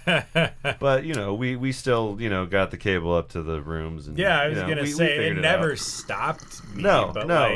I wasn't supposed to watch The Simpsons. We only had And cable. I watched it every time it was on South Park. Fox. We only had cable for like 6 months or something. We didn't have it for long, but like during that time, they loved Space Ghost Coast to Coast. Yeah. Yeah. No, that's the thing. There's so many memories that come with Adult Swim stuff in general. Just it informed my comedy more than anyone else. Except maybe, early in my life, probably Weird Al. But, this was probably... But it's kind of in the same vein, probably though. the biggest thing since It's Weird kind Al of for in me. the same vein as Weird Al, though, 100%. Yeah. It was just something that I could really get lost in and call my own. But yeah, this song, before we move on to another one, is it kind of gets into, besides the sound, it gets into some of the other themes that Doom talks about a lot, which is being a... outsider, A villain, and being prosecuted, and then at the end he has this cool part where he kind of just says some people wear a mask don't mean they did nothing automatically. Yeah. And he just kind of stumbles through these sentences that are just very mumbly, falling out of his mouth. I request an immediate dismissal. Some people wear a mask don't mean that they did something. Yeah. And it's pretty funny. Yeah. It is. Yeah. It fits in well with everything going on in the song. Yeah. It's there's not a whole lot of tracks to talk about MF Doom specifically, but this is one of them. Yeah, for sure. There's another personal one. But so this next track is... Wait, what did you say, John? No. Oh, sorry. Sorry. I'm a little high. That's okay. Oh, hey, before we do that, so in lieu of no Dave's drinking tonight, but I think we can do a little segment. You've been talking now for, a good hour, 2 hours. Yeah, man, for sure. You got the juices flowing, so... What are your another question we like to ask new people that come on here at some point? What are two of your your island albums? Oh, if you man. could pick 5 or 2 or 3 at least. Okay. There we go. Yeah. You need to have. I can do like 5. All right, Go. do That's 5. that's what you should do. Top of your head. Yeah, Okay. just Go ahead. This, Pet Sounds, Paul Simon, Graceland. That's a good one. I was just listening to You Call Me Al the other day. Dude, the whole album is so perfect. Probably Freewheelin' Bob Dylan and Johnny G had that on his top 5. Dude, it's so good. Yeah, I'm gonna have to listen to that now. I haven't yet. That's 2 stars there, Brett, in the same podcast. Yeah, randomly too. That's really cool. That must be a fucking fantastic album. Dude, sorry, I love it. What was your 5th one again? Oh, I don't think I haven't said it yet. Oh, okay. Yeah. Honestly, at this point, I would actually say We and the Mollusk. I listen to it all the fucking time. Okay. It's so weird. There's like you do like Ween a lot too. I You've talked Ween about a Ween lot. before. Yeah. It's eclectic within an album. Can I actually just no. Oh yeah. Sorry, I didn't mean to. But yeah, Ween's a really interesting band. Like they go all over the place. They play everything. Yeah. They're insane. Those 2 dudes are some of the most creative people to have ever played music. And all of their albums are worth a listen. But I really do think the Mollusk is the most thematically interesting. Although the country album is really good too. Yeah. I'm sure that's fun. It's funny. It's really, really subversive and funny. Yeah. I need to definitely listen to more Ween because I have not. I've listened to I've heard the stuff that you've shown me. Yeah. You know what I mean? And then I keep on forgetting about it. No, and some of them are funny, and it's just there's these epic acid rock songs on it, and then there's weird almost acid makes good rock. Yeah, it's just acid does make good rock. It really does, man. It's worth a few listens. Okay. It's a thing. Nice. Well, that's a pretty solid top 5. Yeah, I think. I have a hard time confining it to 5, but that's right off the top of my head. I had 10 would be easier. I had 30 written out, that's too and then long. I crossed out them until there was 5. Oh, I couldn't. I just barely didn't choose 36 Chambers, but luckily Dave did. It was almost there. I know. It's a great album, but it's also it's expected. Yeah. You know, it's a little too expected. It is damn near perfect. It is. I almost picked Liquid Swords too. Yeah. That's a solid one. Oh, it's so nice. All right. Well, we got another top 5 island mixes. Nice. Tight. And we're definitely gonna have to check out that Bob Dylan album. Dude, it's great. It's Freewheelin', acoustic. You said, right? Freewheelin' Bob Dylan. Yeah. I was like, didn't he have to go acoustic for some reason as well? Wasn't there a story behind that? I honestly don't know. Well, I did hear that he did have one of the tours he did, one of the videos for Helpless is from a tour where he is just recording acoustic guitar, and it's one of his best performances ever. Oh yeah, for sure. I mean, I think he sounds generally better acoustic, although I do enjoy some of his electric stuff. There's a live performance with the Rolling Thunder Review that's really, really excellent. But yeah, in general, I like his acoustic stuff more, which would explain that choice. But you said Bob Dylan, right? Bob Dylan for sure. Okay, I'm thinking of Neil Young. My story is bullshit, everyone. I realized just a second ago, wait a minute. It's Neil Young I'm thinking of. That's your bullshit hour of the day. Helpless is definitely Neil Young. Yes. We're not always on the mark here, guys. It's okay. Flip it around and reverse it. Fucking research department dropping the ball again. God damn it. God damn it, Jamie. These goddamn... You're fired, Jamie. These fucking interns they have in here. I know. They're just doing nothing. They're just laying on the bed, sleeping over there. Mulder just fucking staring at me. Just trying to run a show here. Trying to run a show here. Trying to have a little grace. All right. This next song is called No Names. And, it's got Money Mark in it. Wait, are they calling Mark from C-Lab Money Mark? Yeah. Okay, all right. That's funny.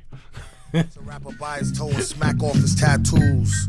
That's gonna leave a bruise, leave them grieving blues like believing in evening news. They must be eating glue, thieve it all back and we even Steven Sue. Sprinkle lyrics like seasoning beef stew and sneezing all in it after breathing in the flu. Oh man, sneezing all in it all after breathing in the stew. that really hits hard right now. Yeah.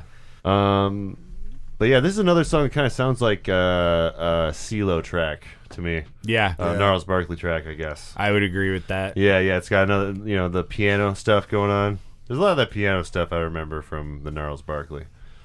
But they're pretty big on that. Yeah. Synth stuff too. Yeah. But this track doesn't actually have Gnarls Barkley. It's just production. But it is a tribute. It is the throw up to C-Lab 2021. Yeah.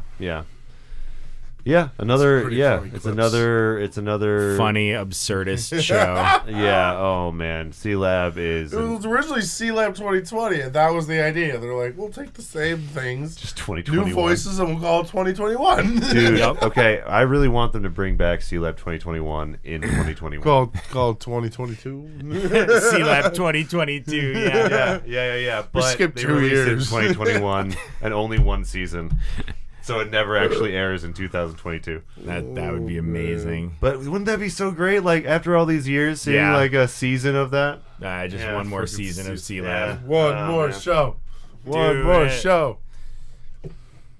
It did kind of peter out near the end there, though. Yeah. I will say I've seen some of the later Well, episodes. part of the thing is you start to run out of like footage because not all these shows lasted forever. Yeah, that's right. right. A lot of them that's made true. an impact or even greater impact when getting used by said, but still just the Flintstones were on for a long time, but a lot of those Hanna-Barbera cartoons that they used did not have like super long lives. They were just made a couple seasons and then they just kept getting repeated because they were cheap to use. Well, yeah. There was like what was that one with the shark that talked? It was basically Scooby-Doo but in the water. Jabberjaw. Jabber fucking jaw. Dude, they reproduced that Scooby formula like 3 or 4 times. The shark could talk though. The shark could talk. The shark could talk. Yeah. Weren't they in a band too? Yes, they were. Were they in a Right, band? they were in a boogie band. Remember the shark? He was the drummer. He played the drums. They were like a surf band. Like if the Monkees were a surf band. One guy was like that Shaggy. show was wild. That was such a Shaggy rip-off. Everything about that was a Scooby-Doo ripoff. I understand that, Brad. It was like Street Sharks. Teenage Mutant Ninja Turtles. Oh, yeah, for sure. Yeah. Exactly. They're like, oh yeah, we could do that. Just make it sharks. Yeah. Remember, sharks are cooler than turtles. When they Fuck had the you guys. Jawsome.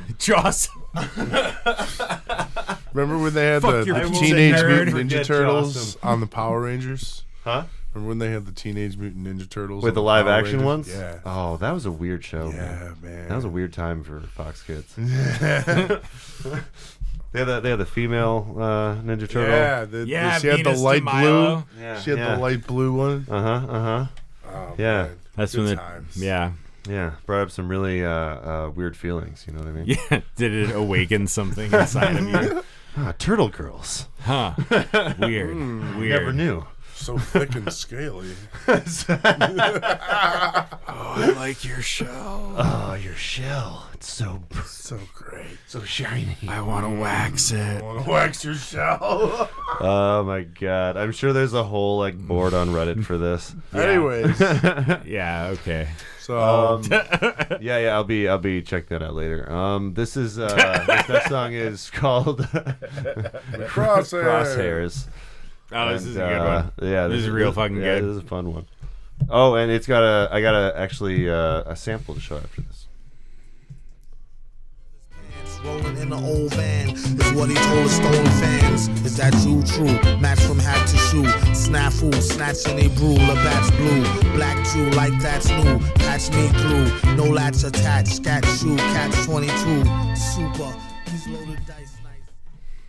It's very classy music. Yeah, it really is. It's just like such a smooth, like really well arranged beat. Yeah, and it's it's so there's so many in that little section. There's so many references. Oh, it's a all short amount of time. It's all so like intentionally made. Yeah. Let me just go to it quick. Where is it? Thoughtful Popper. No. Well, no. I was gonna say go to the line right. from what I just played. Oh yeah.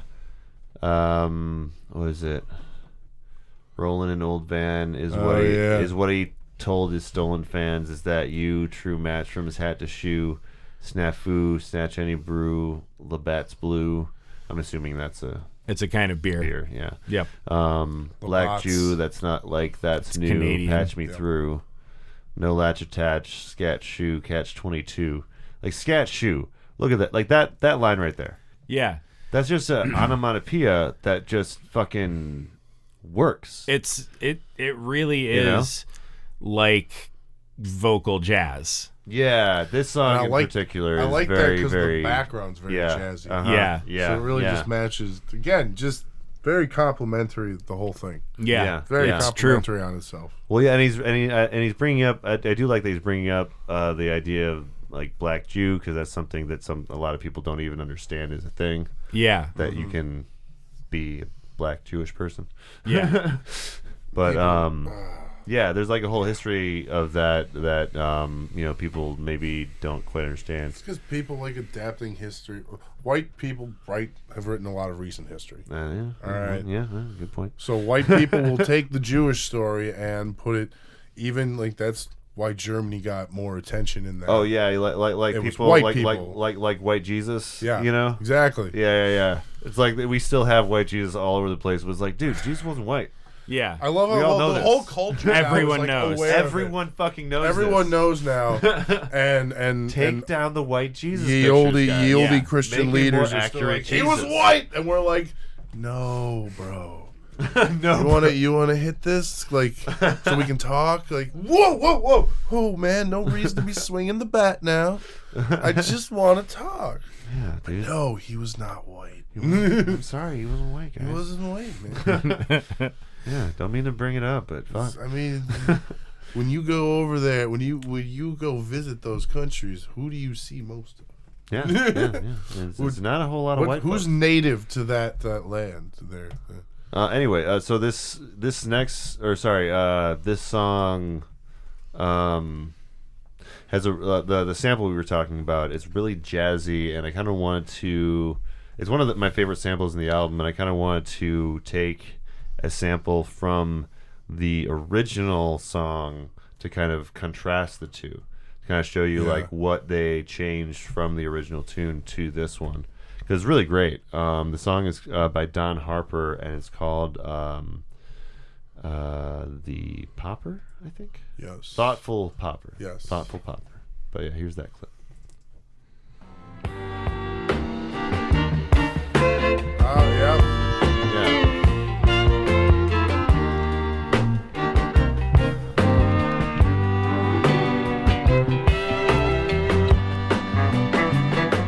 Selection. Yeah, really, really perfect choice for this beat. Yeah, right. Or whoever picked it. Yeah. Good pick.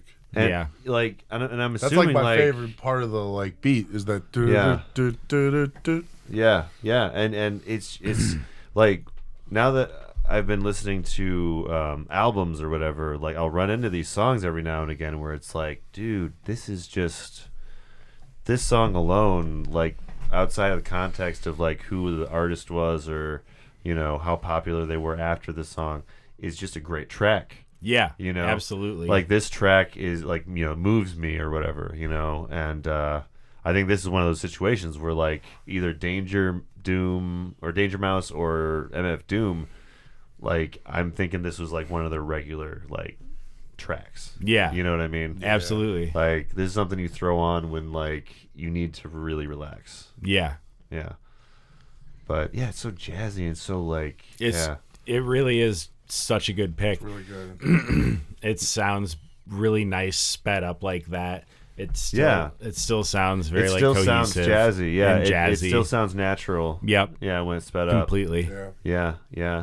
And that's one of the things I love about hip hop is that once you start to kind of reverse engineer hip hop, you start to discover all of these really amazing acts that were never like super popular. Yeah. You know, that you won't hear on the radio, you know, that, you know, but they influence like, you know, a lot of people. Absolutely. And yeah, you discover a lot of music through that. Legacy cool. Legacy is one of the best publicities. Yeah. Like having someone be successful or like influential and be like, well, this is who I listen to. Yeah. This is who I aspired to be. Yeah. And that makes you want to be like, you know, especially like a good music fan will be like, Yeah. oh yeah, so who's that? What? Ooh, yeah. I see. I see. Oh, I see where you got that. Yeah. You see where you were merging together with that. You know. Yeah. Whereas like with like maybe rock music, like you know, maybe see who they're trying to emulate. You know, judged by like who they were influenced by when they were growing up. Well, it's, you know, in hip hop, it's the same. You Yeah. know, it's what they, you know, listen to relax. It's like and the spirit of rock mixed with like spoken word and like R&B funk music. Yeah, it's a great blend. It's a blend of soul. like it's very the music. The reason why music is one of my favorite tales of America is because it really is a very they mix.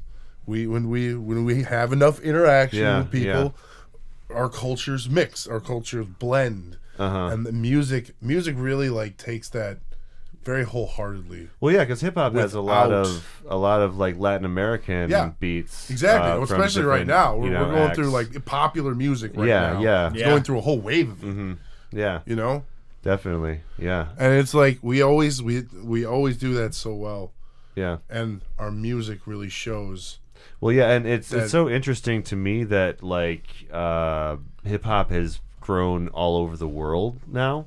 Because it's such a uniquely, to me, it feels like such a uniquely American thing. You know what I mean? Absolutely. Because it is. It's kind of like rock music, you know? Rock music felt very American and then it got like exported and then imported again. Yeah. Kind of. Rock music with the whole thing. Yeah. Like, you know, we went through the rock music was pretty popular. British invasion. Once it caught up. There probably been an equivalent Japanese invasion of music had they sang in English, but they loved rock music just as much. Yeah, it's you know true. What I mean? Yeah, but I love learning about the history of hip hop. We've talked about it on the show, but Hip Hop Evolution is a great place to learn about the story. Your fix. Yep, it's true.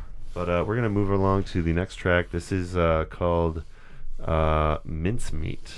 And it is track 11. Love to taste her goodie, but got no time to be wasting chasing putty. Out for Daffy Duck Bucks, Porky Pig paper, Bugs Bunny money, a Sylvester Cat caper. Or for that taper, rap, country, or deep house. I'll make mincemeat out of that beat, mouse. I like that, and I like that it's, you know, Danger Mouse that's, you know, producing or whatever. So it's like kind of a weird call to Danger Mouse. Like Tom and Jerry, or in some weird way. Well, it's apparently the show is where did I wrote it down? Oh, from the Underdog cartoon. Remember Underdog? Yeah. He had an enemy called Klondike Cat, and that's what he would say to Klondike Cat. Okay. Wait, no. That's what Klondike Cat would say To this mouse. to whatever mouse. Mighty Mouse? Yeah. I don't know what mouse he's talking about in this context because it's Underdog. But it's a mouse. But let's assume that there was a mouse. In these old cartoons, if there's a cat, there's usually a mouse. Usually a mouse. Yeah. Klondike If there's a Cat. dog, there's usually a cat. You know, they love those kind of Garfield They were pairings. pretty stereotypical, as it were. Well, yeah, they created this. I know. That's the joke.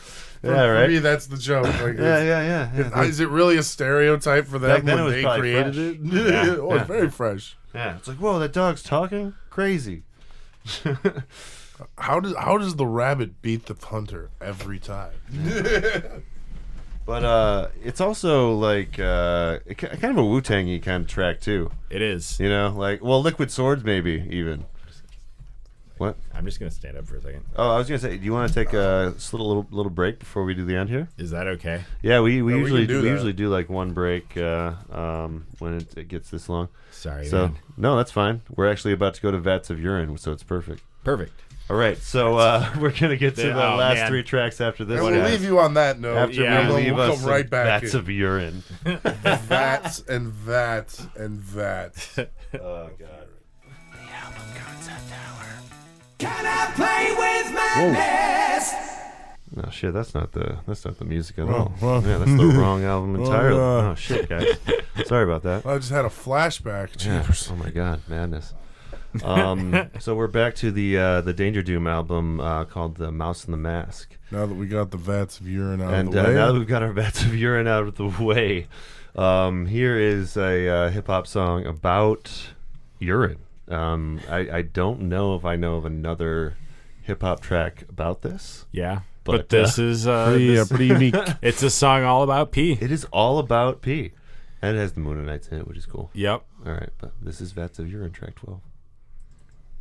Respect yourself, forced you wreck yourself. Hey man, you made a rhyme! Yes, it is, for I am a rap god from beyond the moon. Everybody talking about pistols, Gats is boring. He came with a new topic to flip you, Vats of urine. All pro, check the stats and style scoring. While you at it, For I am a rap god from beyond the moon. The Moonanites are some of my favorite characters. Yeah. Of all time. Really honestly. great recurring characters. Yeah, of all these cartoons, they're just everything they say is just fucking gold. Yeah. It's 100% true. But I don't know if this is suggesting at the beginning though that he's trying to sell you vats of urine.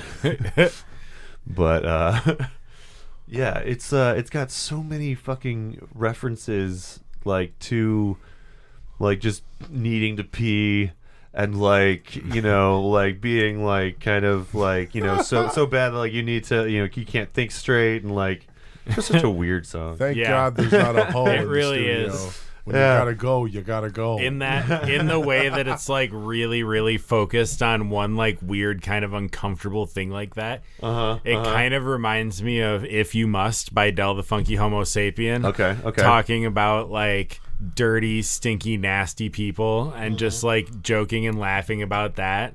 And it's I feel like it's really kind of in the same vein. Yeah, and you know what? Being in a studio, in the podcast, I've definitely experienced this where we're near the end of the podcast. Yeah. We're at the last track or something, and I'm I fucking need to pee so bad. But, I gotta power through it. Yeah, you gotta finish it. Yeah, so I relate to this song a lot.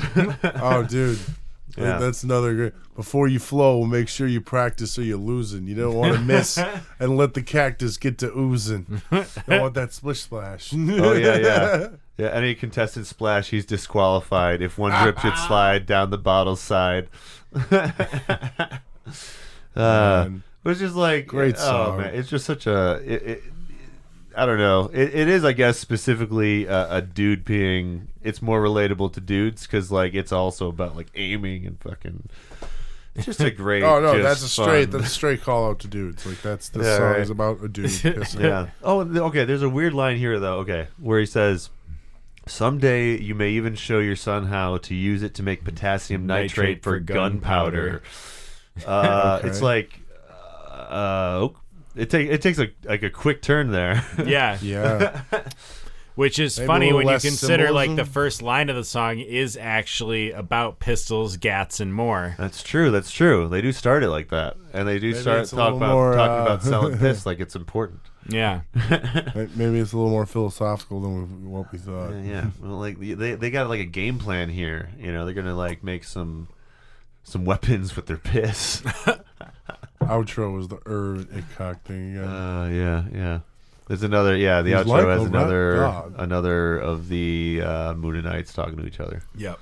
It's equally funny. But yeah, and then I love the last line of the MF Doom lyric though. He's like, "Join us next time when we discuss disgusting enemas." It's if they ever did an album again, the next one should be about shit.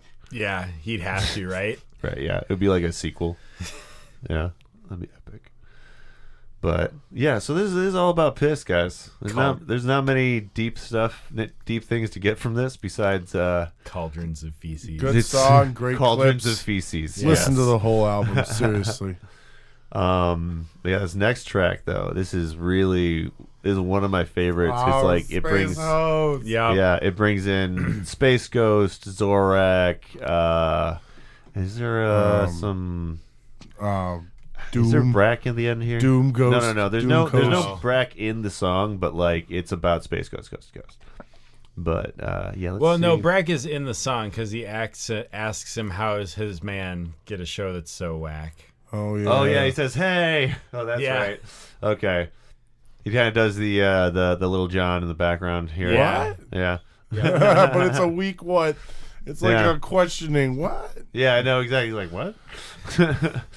But yeah, this one I was geeking out real hard because I watched Cartoon Planet before Space Ghost Coast to Coast, so like, I was really primed when that show came out. But yeah, Space Hose it's called. Do a monologue and jest with the guests. Mad Lib switch the beat and walk him to the desk. With Danger holding down the control room. Late again returning from commercial. I told you, Doom. Early, he's on BPT. Catch him on public access, free TV. And we're back live on the air with Brack. Hey, there he is. Yeah. I like the music for that one a lot too. Yeah, the sample is really, really great. The sample really makes me happy. Excellent. It's like it kind of mischievous sounding, almost like. And I believe that one. I want to say that was used in Adult Swim. Just the beat for that, because I feel like I've heard that in commercials. I feel like you're correct. Yeah. I can't confirm that, but like they used to play some of these beats during the bumps between their shows. I always loved that those bumps would always like say really random specific things to like maybe like someone that like sent in like a message online or something. They'd be like, "Hey, this guy, no." Yeah. It's like, Janet, we're not making that t-shirt. Please stop asking us. Oh my, you know what? Okay, so the best prank they ever pulled on me in particular was when I was watching it at like a hotel or some shit. But they like on April Fool's, they made this commercial that was like talking about the Brack show and how like they were going to bring it back and it was going to be better than ever or whatever. And then at the end of the commercial, they're like, "Just kidding. We're not bringing back Brack. We're never bringing back Brack." And I'm just like, oh, fuck you, Adult Swim. He's my favorite character. Oh, that's so funny. I know. I was mad, but like I couldn't be too mad because like they got me. They did get you. Yeah. Oh man. But yeah, that's the great thing is they have that relationship with the fans. On Adult it's Swim. very evident here. Yeah. This is most definitely a love letter. Yeah. Well, and a time capsule. He even mentions Tad Ghostal. OG. Yeah. Like his alter ego, yeah. Which isn't even from the original Space Ghost. So I think he was a fan of. I think he was just a fan of Adult Swim. Honestly, it really shows throughough the album. I that think he was. He laughed just as much as any of us. Yeah. He loved this shit.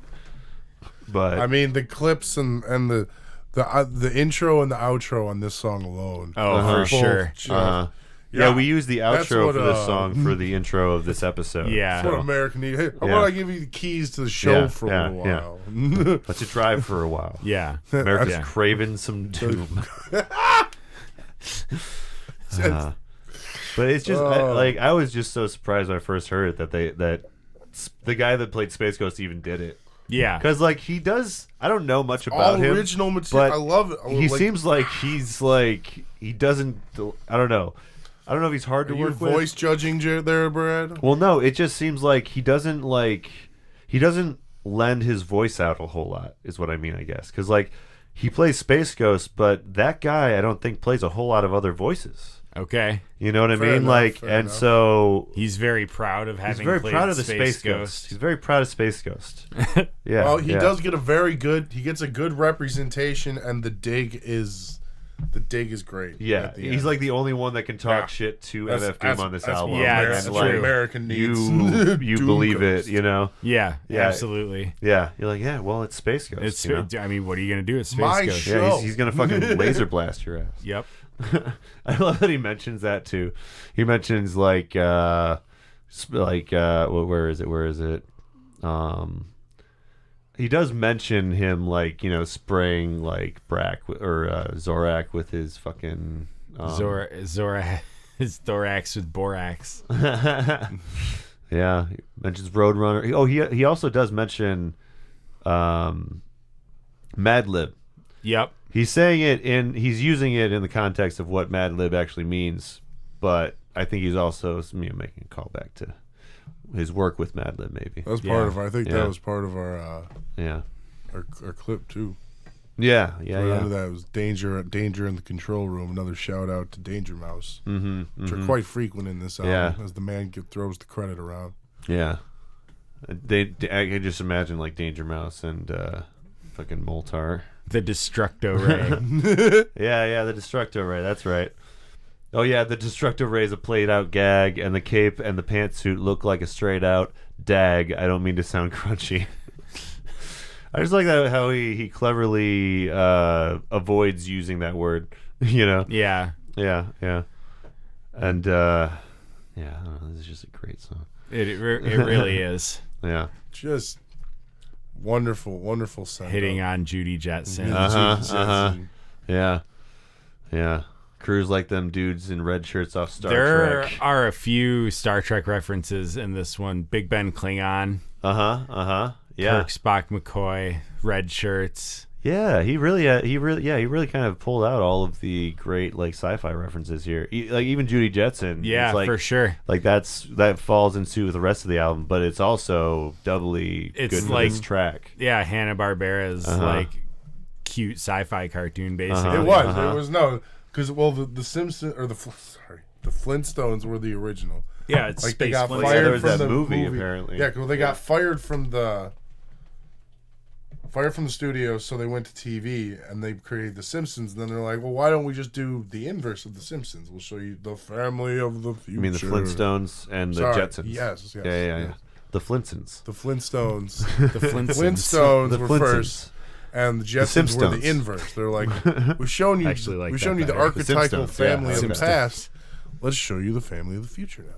Yeah. And then apparently there was a movie in the 80s or 90s that was like really good movie. I heard there's a good rap song on it. I haven't seen it yet, but I hear that it was like comparable to like Transformers the animated movie, where it was very adult. So I'm gonna look at it. I'm gonna watch it. Yeah, you should. Definitely. Yeah. But I have not. It's an animated film, but it is very adult humor. Yeah, well, they were doing a lot of cool stuff on Cartoon Network back then, or that might have been before Cartoon Network. That was kind of like right before. Yeah. But we're gonna get right into this next track though. It's the last track on the album. It's called Bada Bing. You guys ready? Oh yeah, let's do it. I'm always ready for this song. Oh yeah, this one's great. Everybody always picking on Danger and Doom. Maybe it's him. Called up my lady, told her baby it's slim. Make me up a margarita, I need to take a swim. Tell them kids remember school. If they let them out, cool. But get the hell from out the pool. Yes. So good. Kids, get out of the pool. Get out of the pool. Adult Swim. Adult Swim is in here. Out of the pool. Oh man. I just picture that old like. It does. It does. It was how Adult Swim started originally. All the old people it was swimming. It was like a '60s like figure like pool, and it was just a big announcement. All the kids out of the pool. Out of the pool. Adult Swim. Yep. And then all the adults would go to bed, and us kids would watch Adult Swim. It was perfect. But yeah, I love that it even sounds like the. I think that the clip is taking a part of that.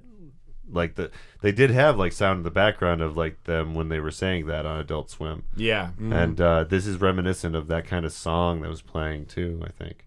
But yeah, it's a great outro song too. It's very like relaxed. It's like it kind of ties things back to MF Doom as like a character and a person or whatever. You know. Not to mention, you get your wrap up with Master Shake at the end. Yep. Oh yeah, you get some conclusion to his story arc. Yeah, I forgot. Yeah. So he's so mad. At the end here, we get. He's like, "You suck. Your music sucks, and I hate you and your stupid metal face. Sucky metal face. Your sucky, stupid metal face." And then at the end, he's like, "I hope you burn." But he's like, "If there's ever another project in the future, please keep me in mind. Thank you." It's just like so classic. Classic Shake. Yeah. And then just to extend it out even further, you get a nice little Meatwad cameo. Yeah, and I think Solid this Rap probably Attack. has the Solid Rap Attack. But yeah, it's from Beef Rap. Meatwad is actually rapping the first verse of Beef Rap, which is from Food. Yeah. Which is one of another one that's actually on the top 10 concept albums for hip hop. Yeah.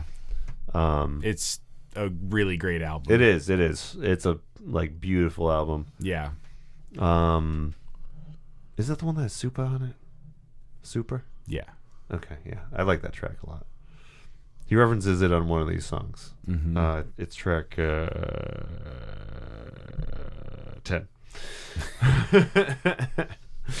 But yeah, no. But I love that it's got Meatwad and Carl at the end, like they close it all out. Yep. Kind of referencing their conversation earlier, where like Carl's like, "Oh, where's all the keyboards and the tambourines and all the stuff white people like." Yeah, exactly. When some badass, some badass. There you go. Yeah, that's good. But yeah, and it's such it's like a nice callback to that, and like finally like Carl's like coming around to it at the very end. He's like, "Oh yeah, that's good." But yeah, I don't think he does it exactly like the rap in the MF Doom album. I think maybe he's just reading the lyrics. I think it's pretty off rhythm. It is a little. It's pretty. Yeah, he does mention that too. He does. That was off the beat. That was off the beat. Yeah. I love Meatwad. Such a cute little guy. Yep, Meatwad. Yeah. Just really all of Aqua Teen. Really. Yeah. I could go for more Aqua Teen. I wish that it wasn't so hard to find on the internet. I agree. Yeah. There's only like one full episode on YouTube, and otherwise you got to pay for it. Hope you're listening, streaming services. Come on, Aqua Teen. Pick it up. Come on. I want to see me some more guys Aqua Teen. Aqua Teen. Make it easier for me to pick. Yes. I want to illegally take all of it, please. But yeah, that was DangerDOOM though, the Mouse and the Mask. I'm really glad we did this. This was a nice nostalgia fest. This was a fun album. Yeah. I really enjoyed this. But before we get out of here though, one of the things we like to do before we leave is kind of get into what we've been listening to lately. So, John, you want to go first? So, what have you been jamming on lately?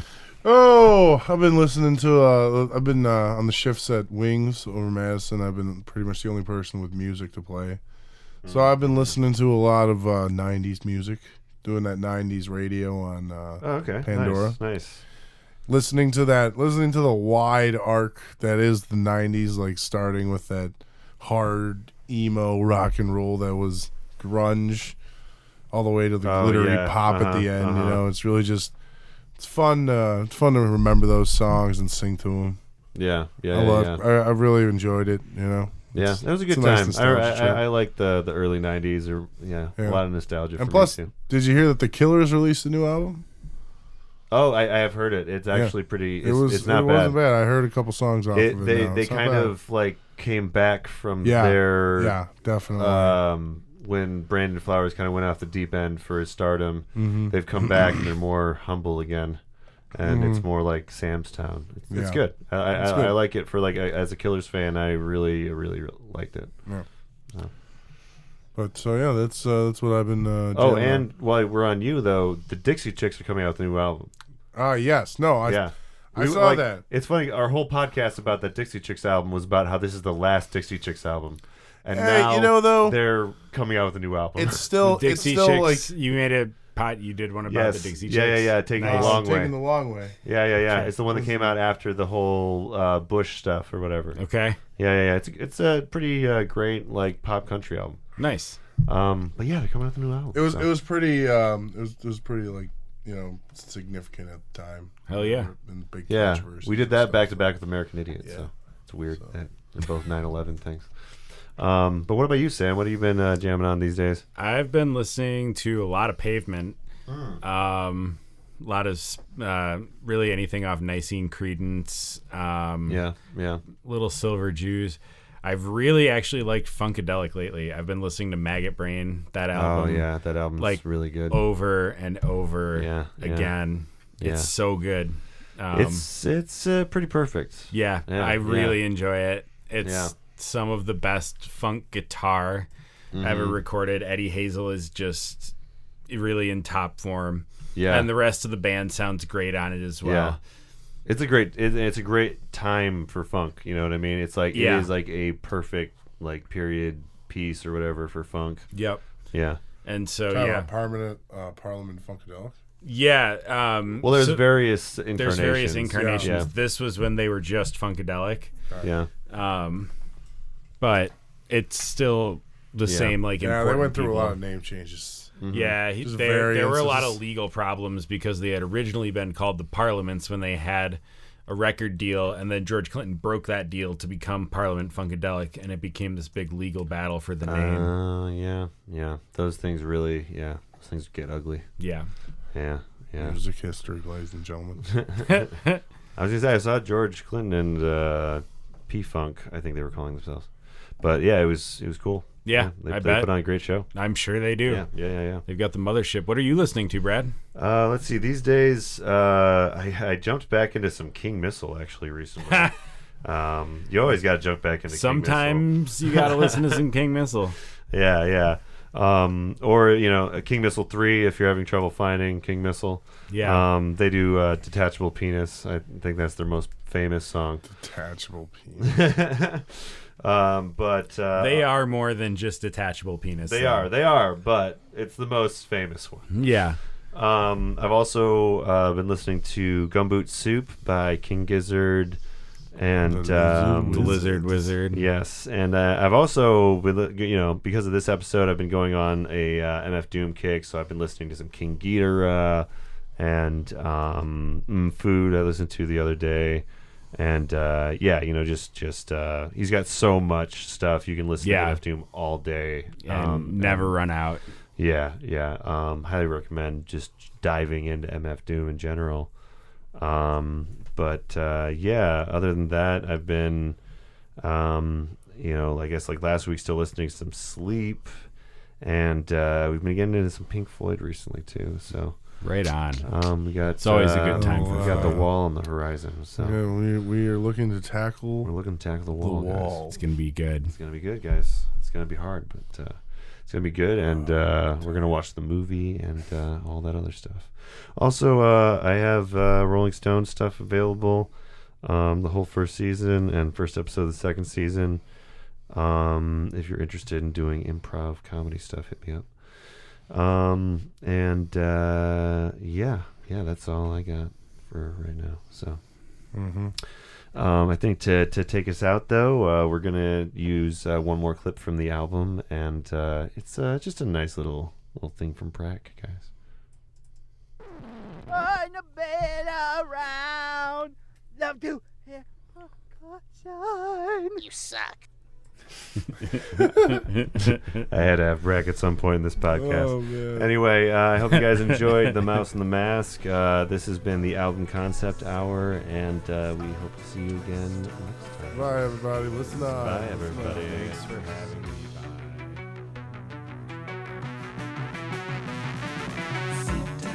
Thanks for listening. The Album Concept Hour is Brad LeBaron, Dave Gallagher, John Aker, and Scott Wesley. Special thanks to King Gizzard and the Lizard Wizard for the theme music. Please like us on Facebook or friend us on Twitter or MySpace and let us know what concept album you would like to hear on the podcast. See you on Side B.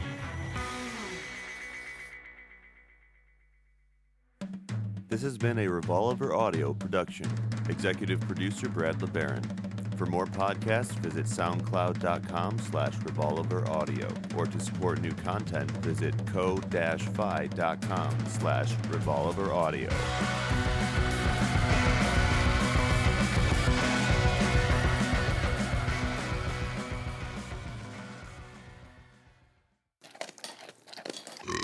Revolver.